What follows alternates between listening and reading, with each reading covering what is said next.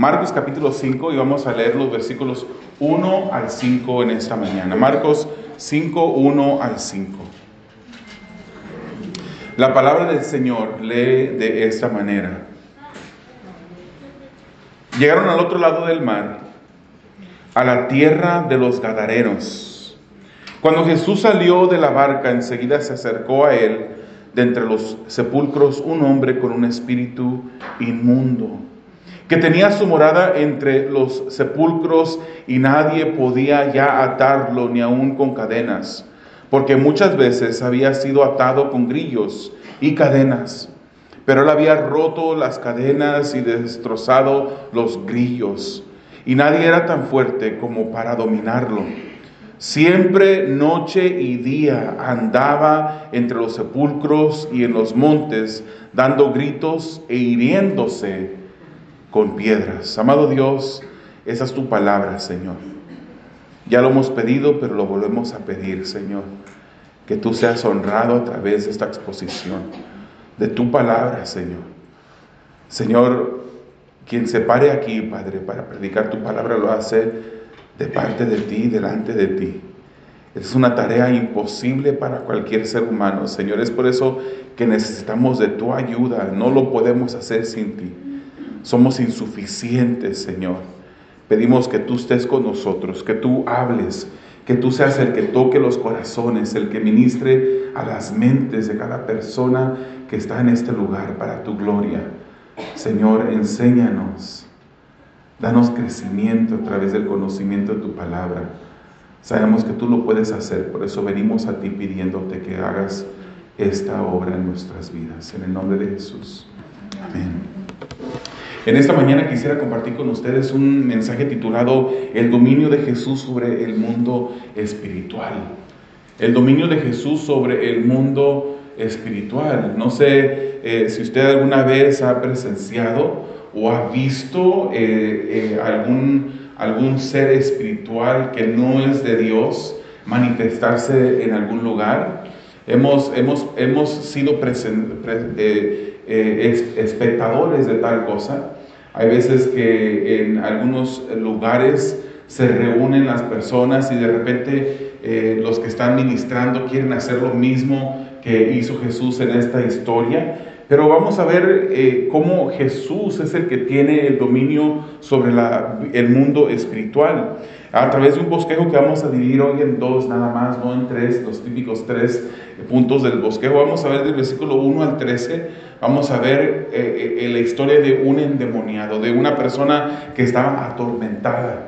Y después de los versículos 14 al 20 vamos a ver su liberación y cómo habían otras personas también que estaban atormentadas, aparte de este endemoniado. La pregunta de Marcos para todos nosotros, para todos sus lectores, a través de todos los siglos y a través de todas las épocas, ha sido: ¿y tú quién dices que es Jesús? Tú que estás presente en esta mañana, te corresponde contestar esa pregunta en tu corazón, en tu mente. ¿Y tú quién dices que es Jesús? Esa es la pregunta de Marcos que atañe a todos sus lectores. La pregunta, hermanos, que cambió el curso de los antagonistas que vamos a ver en esta historia, que cambió el curso de las personas que vemos a través de todos los relatos bíblicos cuando Jesús andaba en esta tierra. La pregunta que cambia el futuro eterno de todas las personas que escuchan el mensaje del Evangelio. ¿Y tú quién dices que eres Jesús? ¿Alguna vez usted ha escuchado a alguien decirle algo sin decírselo? Dándole a entender algo sin que use las palabras que claramente articulen lo que quieren decir. ¿Alguna vez alguna persona le ha dicho a usted que lo quiere o que le ama sin decirle que te quiero o sin decirle te amo? Posiblemente alguna vez una persona le ha dicho me haces feliz, o mi deseo es hacerte feliz. Posiblemente alguna vez alguien le ha dicho siempre puedes contar conmigo. O posiblemente le han dicho te extraño. O le han dicho, quiero pasar a verte, aunque sea solo 5 minutos. Y el famoso, andaba por la tienda y vi esto y lo compré porque me recordó a ti. Esas son maneras de decirle a alguien que es importante para nosotros, aunque no le digamos un te quiero o un te amo, aunque también no está mal decirlo. Pues en este libro de Marcos, vemos cómo Marcos nos dice que Jesús es Dios sin decirnos que es Dios. Como lo hemos dicho antes, Él revela la identidad de Jesús solamente al comienzo del Evangelio. Y después de eso, Él no vuelve a repetir quién es Jesús, más que por la boca de las personas que están dentro de su libro, del Evangelio de Marcos.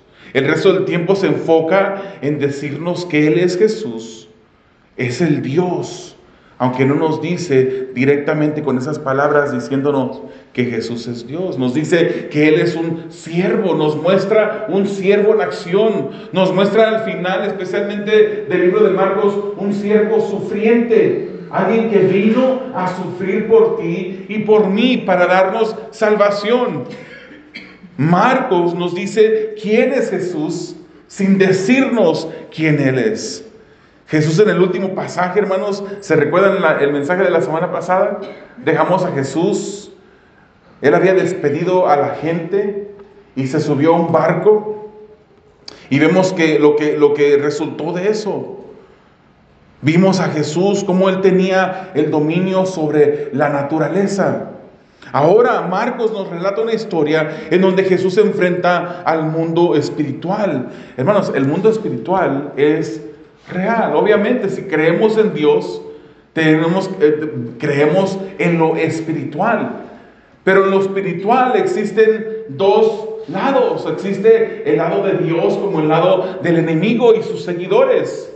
Entendemos por la palabra que Lucifer era un ángel, el que ahora conocemos como Satanás, y que en el cielo hizo una revolución, quiso tomar el lugar de Dios. Y por eso Dios lo arroja del cielo, lo saca del cielo, y con él una tercera parte de los ángeles lo siguieron.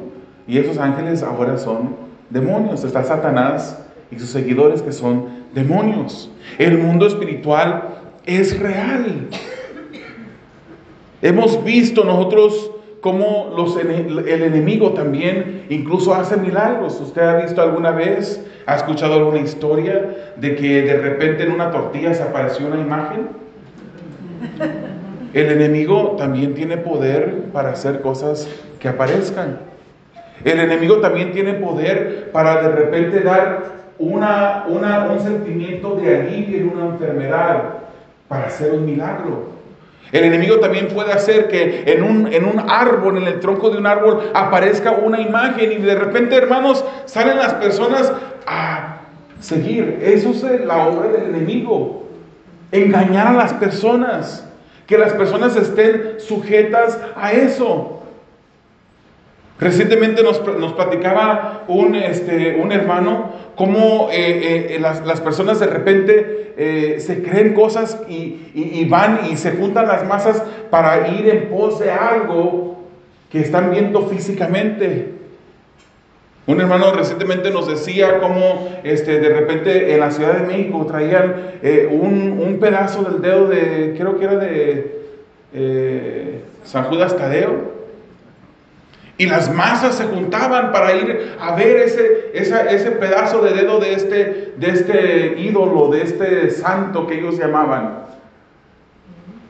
Y un hermano en esa misma conversación replica, pero recordamos ahora el pueblo de Israel, cuando Moisés sube al monte para recibir la ley del Señor, baja, y cuando va bajando, dice el que anda con él, dice, parece que son gritos de guerra lo que hay en el campamento.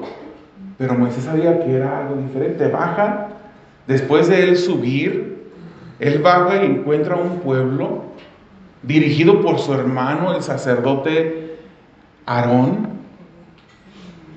adorando una estatua de oro. Y cuando se le pide una explicación a Aarón, Él dice, bueno, pues juntamos lo de oro, todos los anillos, todos los aretes, y lo echamos todo ahí, y de repente salió este becerro de oro. Esa fue la explicación que dio. Obviamente eso no era verdad. Salió ese becerro de oro, no salió, ellos lo crearon. Y como este pueblo, hermanos, eso fue después de que vieron cuando un mar se abrió en dos, y ellos pasaron por ese lugar, y pasaron sobre tierra seca. Y al pasar con el ejército de Egipto viniendo detrás de ellos, el Señor hace que esas aguas se vuelvan a juntar y inunde, y se ahogaron todo el ejército egipcio. Esto fue un pueblo que ya había visto esos milagros de parte de Dios, pero de repente se olvidan y empiezan a adorar a un becerro. Hermanos, esa es la obra del enemigo.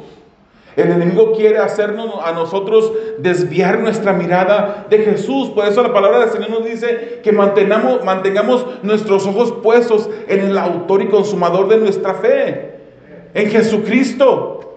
Pero el enemigo quiere que nosotros volteemos a mirar hacia otros lugares, que nuestros corazones y nuestra vista sean engañados por diferentes cosas que Él hace para mantener a la gente como en una especie de anestesia, mantener a la gente sedada y no puedan ver la verdad.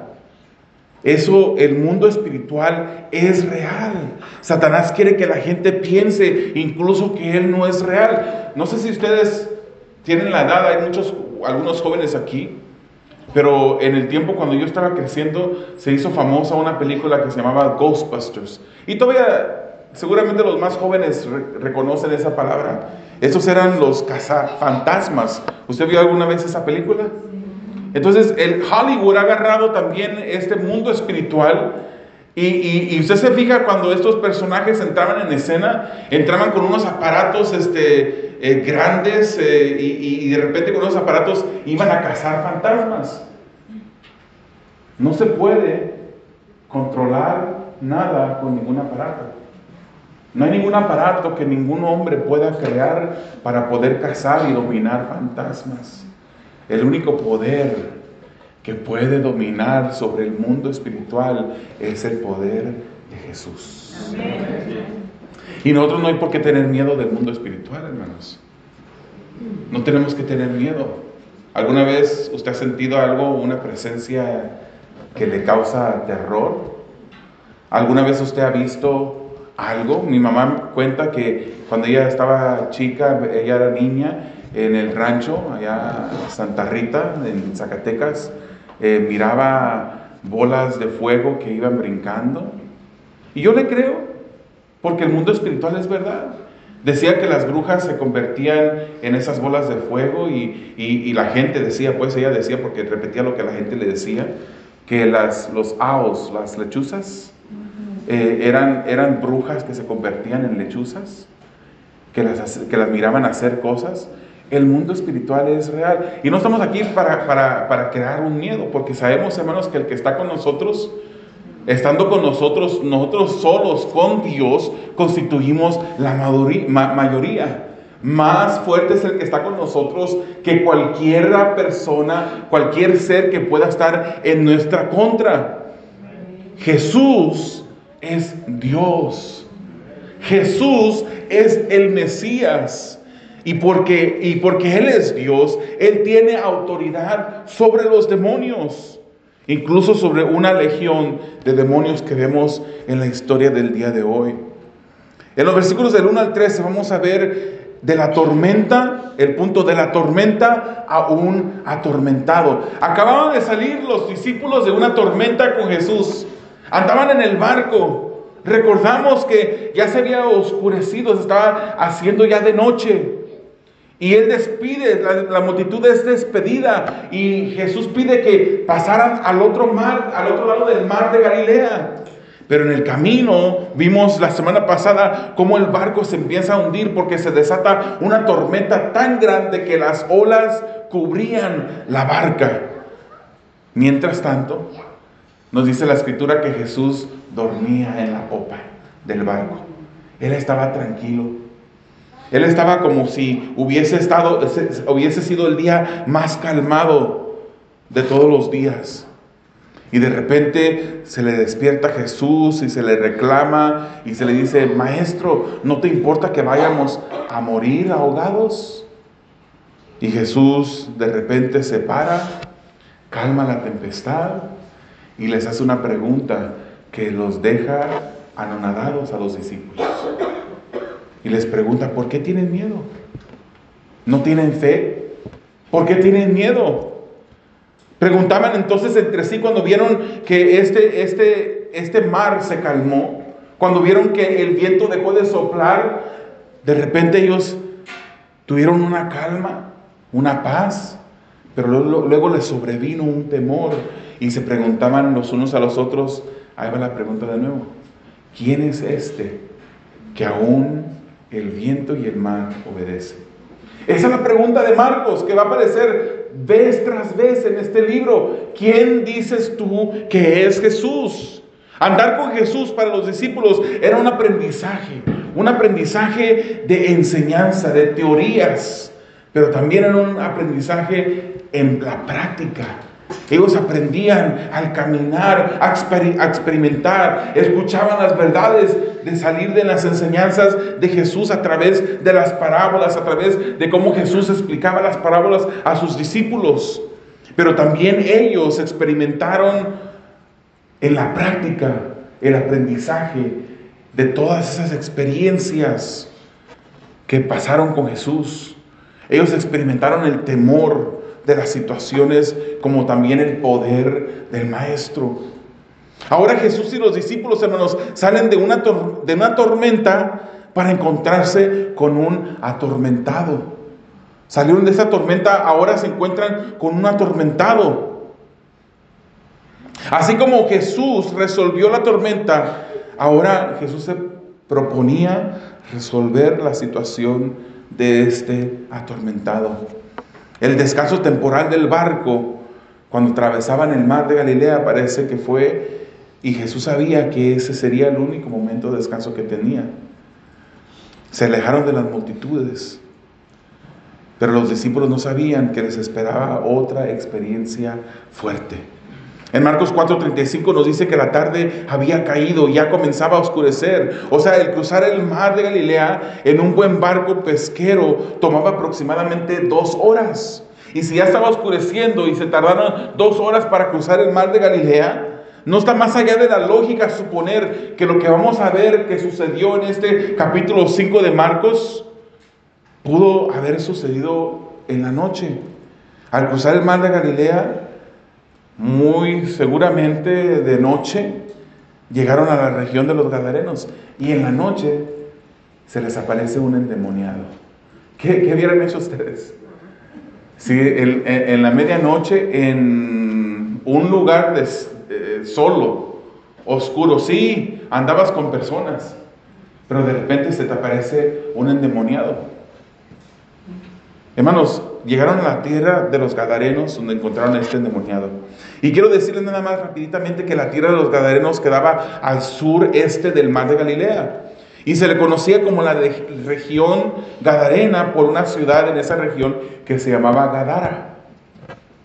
Esa ciudad era solo una ciudad de 10 ciudades en la región. Por eso también a esta región se le llamaba la Decápolis, la región de Decápolis. Y los habitantes de esta región eran mayormente gentiles y tenían una fuerte influencia griega. Esta fue una de las pocas regiones en las que Jesús fue a predicar. Una de las pocas regiones gentiles, quise decir, en las que Jesús fue a predicar. Cuando bajó de la barca, vino a su encuentro un hombre. Y fíjese cómo describe la palabra a este hombre. Estaba poseído de demonios. Imagíneselo usted. Vivía en los sepulcros, no tenía casa, vivía en medio de los sepulcros, en medio de las tumbas. Vivía también en los montes, donde no habían otras personas. Vivía aislado de la comunidad, de la ciudad. Este era un verdadero terrorista porque daba terror a la gente, daba terror a la sociedad.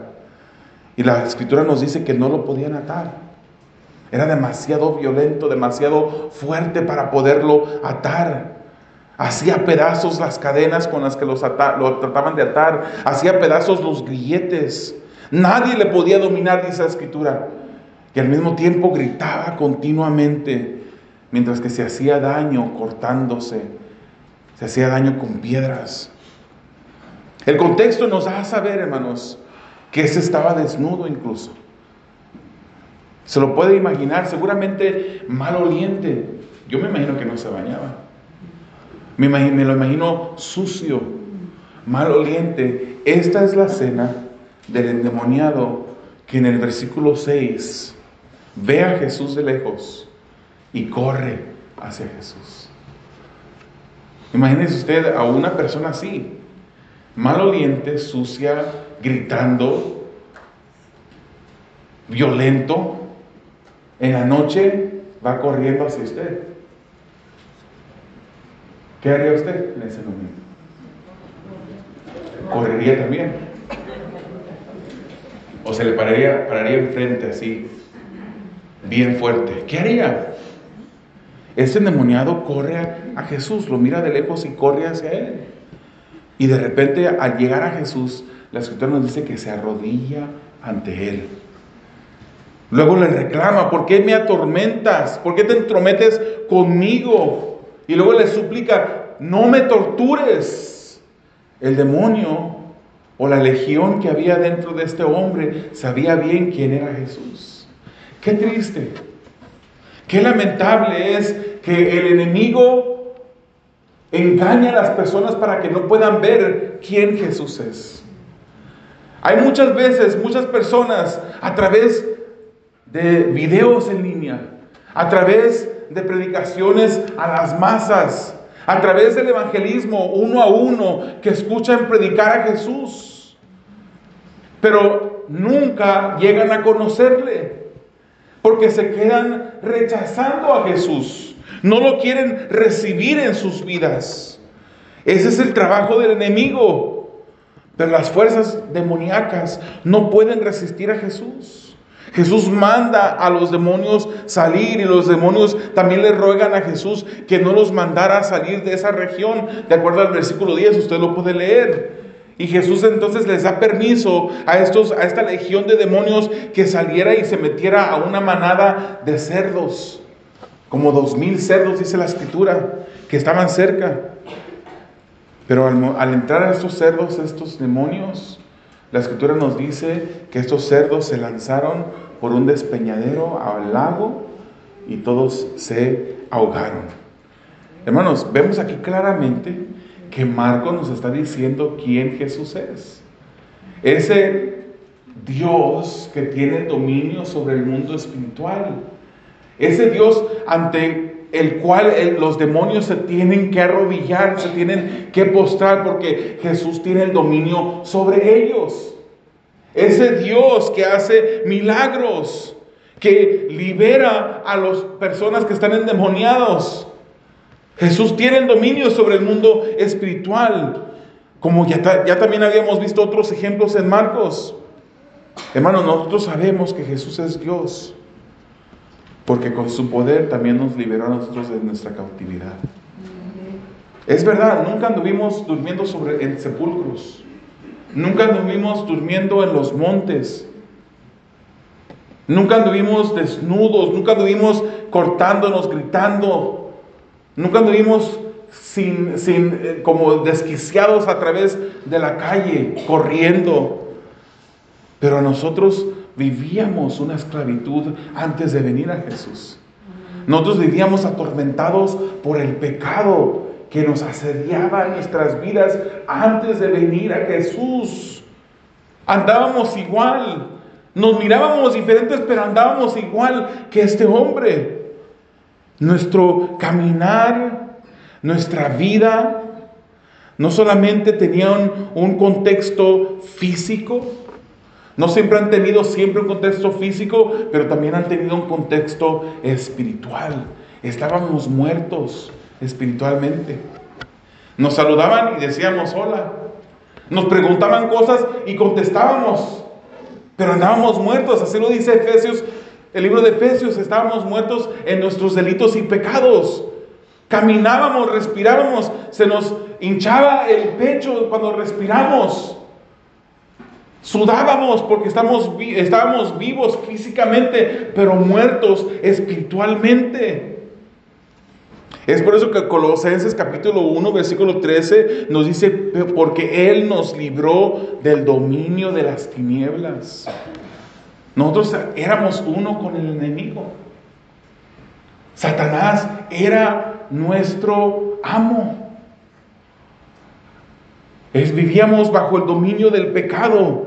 Y dice Colosenses 1:3, porque Él nos libró del dominio de las tinieblas y nos trasladó al reino de su Hijo amado. ¿Cuántos de nosotros le damos gloria al Señor por ello? Porque ya no vivimos bajo esa esclavitud, ya no vivimos bajo ese dominio que nos tenía atados. Algunas personas dirán, yo no quiero ir a la iglesia, yo no quiero ser parte de ninguna iglesia. Yo quiero vivir mi libertad. Quiero vivir como yo quiera vivir, no quiero vivir atado a ninguna reglas. Y no se dan cuenta que en realidad están viviendo atados en este momento. Que en realidad el enemigo los dirige, cegados sus ojos, hacia una eternidad sin Dios. Todo aquel que no ha venido a Jesús está destinado a vivir una eternidad en separación, sin comunión de Jesús, en el infierno. Un lugar donde arde, un lugar de crujir de dientes, un lugar que atormenta a las personas. Y hoy en día la religión se ha incluso creado algunas cosas que han hecho los humanos y dicen, pero es que no tengas tanta preocupación, porque va a haber un lugar que después de que cuando mueras, va a haber un lugar como de espera. Y en ese lugar, pues, tus familiares pueden pagar dinero para que te hagan misas. Y que de repente de ese lugar, ¿saben a qué me refiero? ¿Cómo se llama? El purgatorio. Si tus familiares pagan misas para que te hagan misas a ti, puedes salir del purgatorio. Puedes de repente salir del purgatorio y llegar al cielo. La palabra del Señor claramente nos dice en Hebreos capítulo 9 que está destinado que el hombre muera una vez y después de eso el juicio. No hay ningún lugar en las Escrituras que nos hablen de un purgatorio, de un lugar de espera. No existe. En el momento cuando tú dejas de respirar en esta tierra y das tu último suspiro, cuando cierras tus ojos por última vez, ahí se acaba la oportunidad. A partir de ese momento ya no hay oportunidad para el ser humano. La oportunidad es hoy, mientras que hay vida, mientras que la sangre corre por tus venas, mientras que el aliento corre por tus pulmones. Ahorita es el tiempo de reconocer que Jesús es Dios, que Jesús es el amo que vino a esa tierra a morir en la cruz del Calvario por tus pecados. Hoy es el momento. No es el momento segundos antes de morir. Algunas personas dicen, pero yo me voy a esperar hasta el momento antes que muera. Y en ese momento le voy a entregar mi vida al Señor. No sabes tú si vas a tener esa oportunidad. No sabes tú si vas a morir repentinamente. A lo mejor hay personas que se acuestan a dormir y no amanecen. Y no me digas que cuando tú estás durmiendo, en el momento de estar durmiendo, tú tienes la capacidad de poder pensar y poder tomar decisiones. Estamos dormidos en el momento de dormir. Hay personas que se van a dormir buenos, sanos, pero luego amanecen. No amanecen. Amanecen y no amanecen ellos. Hoy es el momento. Hoy es el momento de reconocer que Jesús es Dios y que Él nos puede trasladar del dominio de las tinieblas hacia el reino de su Hijo amado. Veamos el segundo punto. Un atormentado liberado muchos atemorizados. Marcos 5, capítulo 14 nos dice: los que cuidaban los cerdos huyeron y lo contaron en la ciudad y por los campos. Y la gente vino a ver qué era lo que había sucedido. Versículo 15: vinieron a Jesús y vieron al que había estado endemoniado. Lo reconocían. Vieron al que había estado endemoniado, sentado, vestido y en su cabal juicio. Él mismo que había tenido la legión, y tuvieron miedo. Los que lo habían visto le describieron cómo le había sucedido esto al endemoniado y lo de los cerdos, y comenzaron a rogar a Jesús que se fuera de su región. Estos gentiles de la región de Decápolis, de la región de la región gadarena, empezaron a pedir a Jesús que se fuera. Los que criaban los cerdos rápidamente fueron a decirle a todas las personas. Fueron a levantar la sospecha, y fueron a levantar a todos la curiosidad de venir a ver qué es lo que había pasado. Los que criaban los cerdos dieron el aviso. Un sorprendente giro de los eventos vemos, hermanos. ¿Qué hubiera hecho usted? Usted piensa ahorita en ese momento, usted es hijo de Dios. Usted dice: bueno, si Jesús hubiese estado en mi ciudad y hubiese hecho el milagro que hizo, y hubo testigos de que lo vieron presenciar a este hombre ser liberado por Jesús. Un endemoniado que andaba aterrorizando a la ciudad fue liberado por Jesús. Usted diría: wow, este es Jesús. Usted podría pensar: ese es Jesús. Usted podría pensar: este Jesús no es un hombre común y corriente. Él tiene poder. Usted quizás lo hubiera invitado, como lo hizo Zaqueo. ¿Se recuerda la historia de Zaqueo? Él escuchó que Jesús venía. Y cuando escuchó que Jesús venía, él era un hombre bajito de estatura. Se sube a un árbol sicómoro para ver a Jesús pasar. Y cuando Jesús pasaba por ese momento, Jesús lo mira y le dice que bajara, que le era menester ir a su casa para estar con él. Zaqueo fue muy diferente a los habitantes de esta región. Los habitantes de esta región fueron a ver lo que había sucedido. Hermanos, Jesús había hecho un milagro, un beneficio a la sociedad. Ya no iban a tener que toparse con este hombre endemoniado, pero se aglomeró una multitud y reconocieron al que había estado endemoniado. Y yo sé que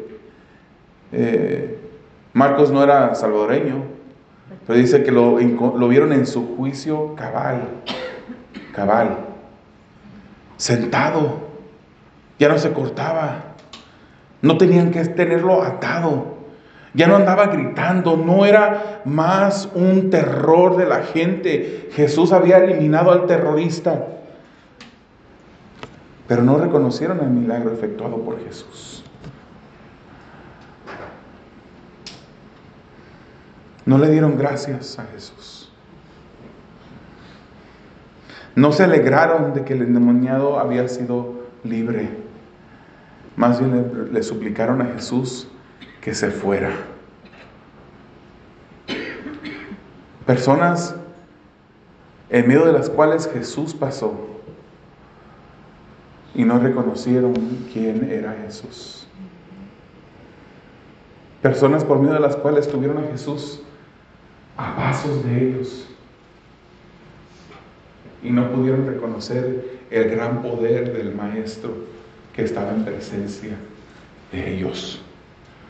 Lucas 8:37 nos dice: entonces la gente de la región, esa es la misma historia, pero como Lucas lo relata, dice: entonces la gente de la región alrededor de los gadarenos le pidió a Jesús que se alejara de ellos, porque estaban poseídos. Así como el endemoniado había estado poseído por los demonios, dice Lucas, estaban poseídos de un gran temor. Había mucha gente atemorizada por lo que había sucedido. ¿Por qué reaccionaron así, hermanos? Porque estas personas, en lugar de darle la bienvenida a su casa como lo hizo Zaqueo, ¿por qué le dijeron, vete de aquí, no queremos que estés aquí? ¿Sería que los pobladores del lugar tenían interés en la ganancia de los cerdos? ¿Es posible? Si vieron que su ganancia se escurrió de sus manos, estaban enojados. Posiblemente tenían más manadas de cerdos que no querían perder. O simplemente estaban rechazando al maestro. Lo que sí es claro, hermanos, es que rechazaron a Jesús. No lo reconocieron, no reconocieron quién era Él. Si Marcos les hubiera hecho la pregunta directa a esta gente, ¿y tú quién dices que es Jesús?, ellos no hubieran tenido una respuesta para Marcos. Desconocían quién era Él. Solamente les dominaba un gran temor, los poseía un gran temor. Hermanos, es necesario ver a Cristo por quien Él es. No es suficiente que tú digas, sí, yo creo que hubo un hombre que se llamaba Jesús, que caminó por la tierra. Es necesario que tú creas que ese Jesús murió en la cruz del Calvario, que vivió perfectamente. Es necesario que tú creas al Jesús que la palabra nos enseña, que murió en la cruz, pero al tercer día resucitó. Y que ese Jesús murió en la cruz para satisfacer la ira de Dios Padre. Una ira a la cual cada uno de nosotros estaba sujeto antes de venir a Jesús. Es por eso que decimos que Jesús nos vino a librar del Padre, de la ira del Padre. Eso fue lo que vino. Es necesario que tú creas en Jesús, que tú tengas fe en Jesús, que tú vengas a Él en fe. El venir a una congregación no es suficiente. El venir a una congregación solamente puede que calme tu conciencia. Pero que vivas el resto de la semana sin leer la palabra, sin orar, sin tener una comunión con Dios, muestra en realidad que no tienes una comunión cercana con Él. No es suficiente venir a satisfacer tu conciencia los domingos a las 8 y los jueves a las 7. Es necesario tener una comunión con Dios constantemente. Ellos rechazaron a Jesús. Ellos vieron a Jesús, pero no lo reconocieron. Ignoraron quién Jesús era. Es necesario ver a Cristo por quien Él es. El endemoniado gadareno, aún en cautiverio, cuando vio a Jesús, fue a Él. Dice la palabra en el versículo 5, cuando vio a Jesús de lejos, corrió y se postró delante de Él. Él vivía torturado, desnudo, encadenado, separado de toda comunidad, gritando en agonía. Pero cuando vio a Jesús, se postró ante Él y Jesús lo liberó. De hombre solitario, lo hace apto para que viva entre los hombres. Lo hace apto para tener comunión con otras personas. El hombre que antes gritaba en agonía, deja de gritar. El hombre que antes no tenía paz, fue lleno de paz. El hombre que no tenía juicio, ahora se encontraba en su sano juicio.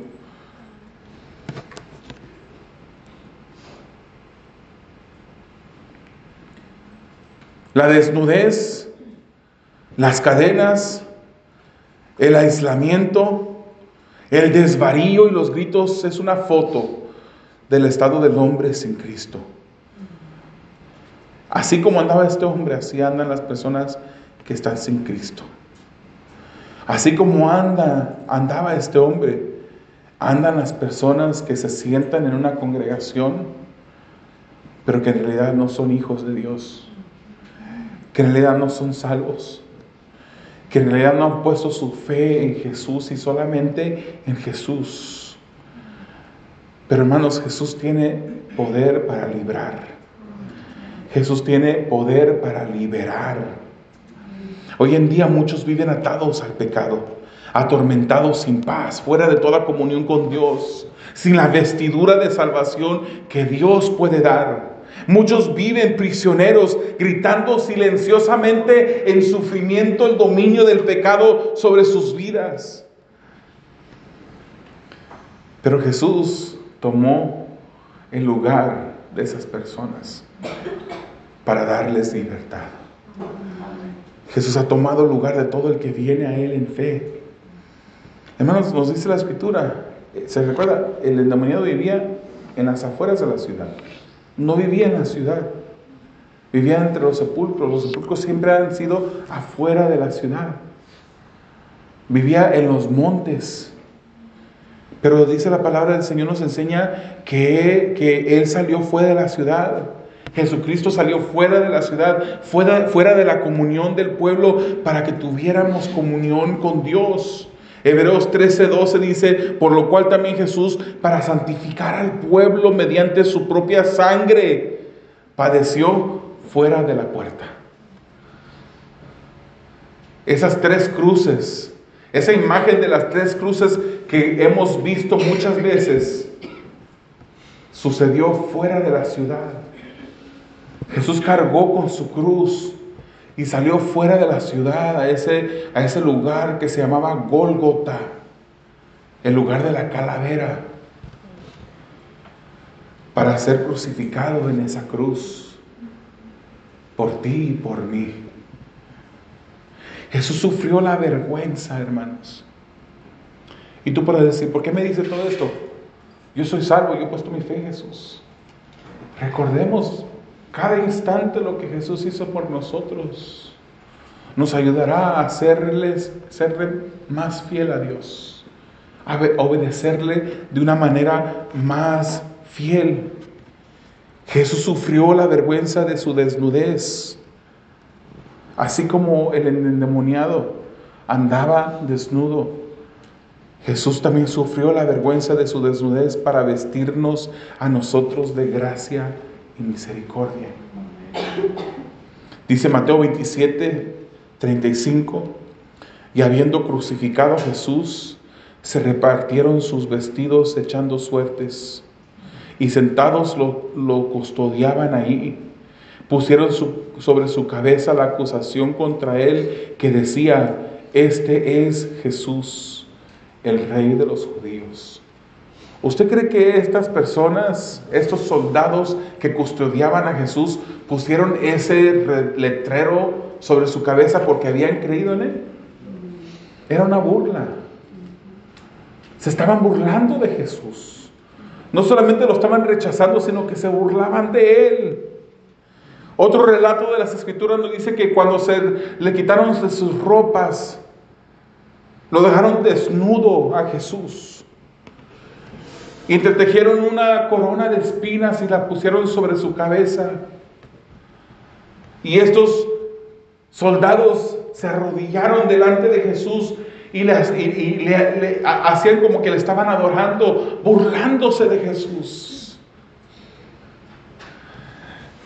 Pero un día toda rodilla se doblará y toda lengua tendrá que confesar que Jesús es Dios.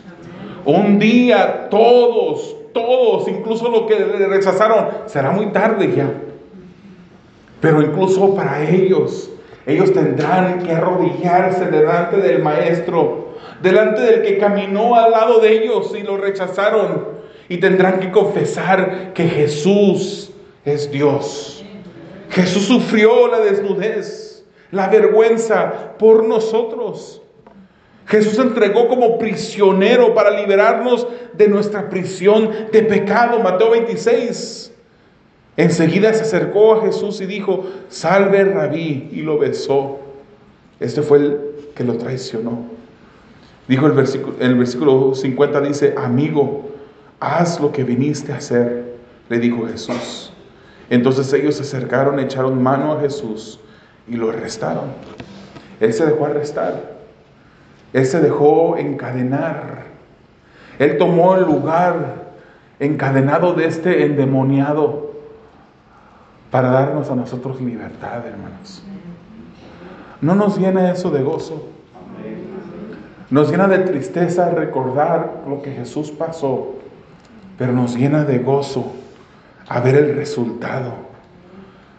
Y el libro de Hebreos también nos recuerda y nos dice que Él menospreció lo oprobio. Él no le hizo caso a la vergüenza que vendría, pensando en la salvación que nos daría. Él no lo detuvo la vergüenza. A Él no lo detuvo el dolor, el escarnio de las personas, la burla de los soldados y de la gente que estaba ahí. No le importó. Por ti y por mí lo sufrió. Por ti lo hizo y por mí lo hizo. Él sufrió la soledad para que pudiera ser beneficiario de la comunión con Dios.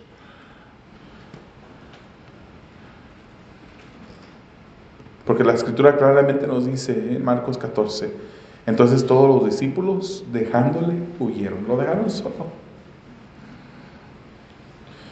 Y así como el endemoniado clamaba en angustia, Jesús también clamó. No porque estaba endemoniado, obviamente, pero clamó en angustia. Para que tú y yo ya no tengamos que gritar en agonía, la agonía de nuestro pecado. Mateo 27:46 dice, y alrededor de la hora novena, Jesús exclamó a gran voz diciendo, Elí, Elí, lama sabactani. Esto es, Dios mío, ¿por qué me has abandonado? Cuando leemos la historia, hermanos, del Gadareno, endemoniado, y miramos su miseria, recordamos que esa misma miseria pasó Jesús por nosotros, para liberarnos de la miseria del pecado, para sacarnos del lodo cenagoso en la que nos encontrábamos. ¿Por qué no cierras tus ojos? ¿Por qué no inclinas tu rostro? Te invito que reflexionemos en lo que hemos leído, estudiado esta mañana. Jesús vino a cumplir el propósito de Dios, la voluntad de Dios el Padre. Jesús vino a cumplir lo que Isaías profetizó de Él en Isaías 61. Él vino a libertar a los cautivos, a poner a los oprimidos en libertad. La Escritura nos dice que Jesucristo un día entró en la sinagoga cuando llegó a Nazaret, en el lugar donde Él había sido criado. Y según la costumbre, entró en la sinagoga el día de reposo, un sábado, y luego se levantó a leer en la congregación.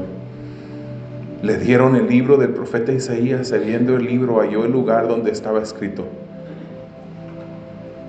el Espíritu del Señor está sobre mí, leía, porque me ha ungido para anunciar el Evangelio a los pobres. Me ha enviado para proclamar libertad a los cautivos y la recuperación de la vista a los ciegos, para poner en libertad a los oprimidos, para proclamar el año favorable del Señor. Y luego nos dice la Escritura que cerrando el libro, lo devolvió al asistente y se sentó, y los ojos de todos en la sinagoga estaban fijos en él. Él había venido a proclamar libertad a los cautivos, a anunciar el Evangelio a los que estaban pobres espiritualmente. Él vino a anunciar libertad a los que estábamos cautivos sin libertad.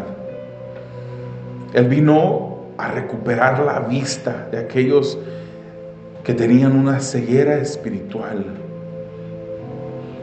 Él vino a libertar a los que sufrían, oprimidos por el pecado. Este es Jesús. Este es mi Jesús. Este es tu Jesús, el que vino a hacer esto por ti y por mí. No nos cansemos de agradecer a Dios por su Hijo Jesús, aquel que vino a esta tierra para libertarnos de la opresión. Hermanos, recuerda de dónde te sacó el Señor. Recuerda los vicios bajo los cuales estabas atado. Recuerda todo lo que el Señor hizo, todo el cambio que ha efectuado en tu vida hasta el momento. Recuérdalo para que te recuerdes mirar hacia la cruz, para que agradezcas al Señor de dónde Él te sacó, cómo Él te ha dado comunión con su Padre, cómo Él te ha hecho libre, ha roto tus cadenas. Jesús es el Dios que tiene dominio sobre los cautivos, que tiene dominio sobre el mundo espiritual. Si tu vida es cautiva aún, si tú no puedes decir con una seguridad que tú eres hijo de Dios, si tú has vivido una vida entera o por muchos años diciendo que crees en Jesús, pero no hay cambio en ti, no hay deseo en ti de buscar una comunión diaria con Él, no oras, no hablas con Dios a través de la oración, no dejas que Dios te hable a ti a través de su palabra cuando la lees, porque no buscas leerla. Te quiero decir que lo único que puede quebrantar el poder de pecado en tu vida es reconocer lo que Jesús hizo por ti. Es poner tu fe en Jesús. Es cuando reconoces que Jesús es Dios. Cuando puedes contestar la pregunta de Marcos: ¿y tú, quién dices que es Jesús? Es solamente cuando tú puedes decir y contestar: Jesús es Dios. Jesús es mi amo. A Él yo le sirvo. A Él yo le obedezco. Es solamente entonces cuando tú serás liberado de la esclavitud del pecado. Ya no tienes que vivir más sujeto, encadenado, yendo a través de días de pecado tras días de pecado. El Señor Jesús vino a este mundo, lo dejó todo por ti. No escatimó el ser igual a Dios como a cosa que aferrarse. Se hizo hombre, se humilló hasta lo sumo y murió en una cruz, una muerte de cruz, la peor muerte en aquellos tiempos, la muerte que solamente se le daba al peor de los criminales. Él sufrió por ti.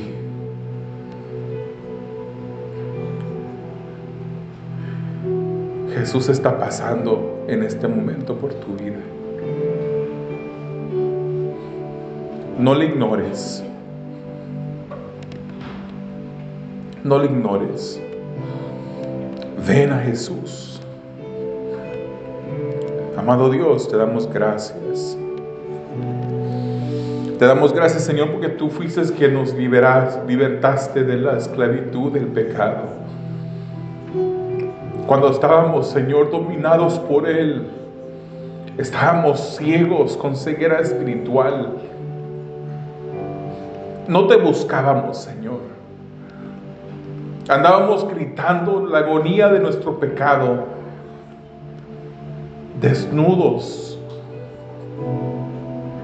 fuera de la comunión de Dios. Pero tú nos has hecho tus hijos.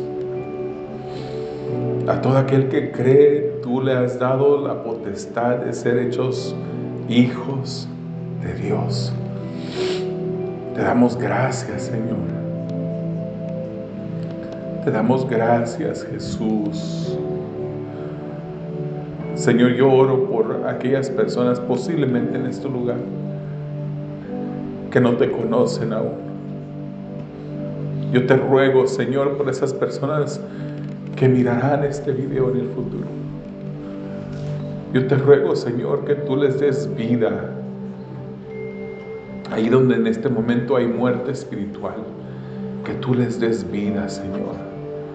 Que tú les liberes, que tú rompas las cadenas, Señor. Que uses tu palabra, Señor. Tu palabra que liberta. Tu palabra que da vida, para darle vida a ellos, Señor.